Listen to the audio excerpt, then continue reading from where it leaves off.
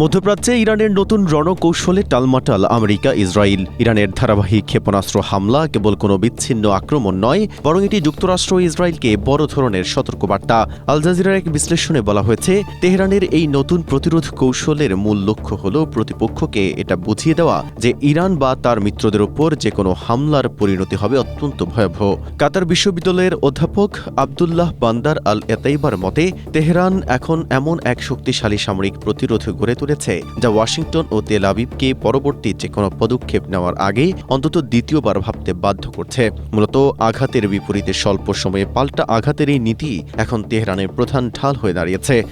Strawberry super dotted ও classic variant sensation জাগুক শিহরণ। তেহরানের উচ্চ পর্যায়ের নীতি নির্ধারকরা ইঙ্গিত দিয়েছেন যে আগামী দিনে তাদের পাল্টা আঘাতের সম্ভাব্য লক্ষ্যবস্তু হতে পারে ভারত মহাসাগর, লোহিত সাগর এবং ভূমধ্য সাগরের মতো কৌশলগত জলপথগুলো।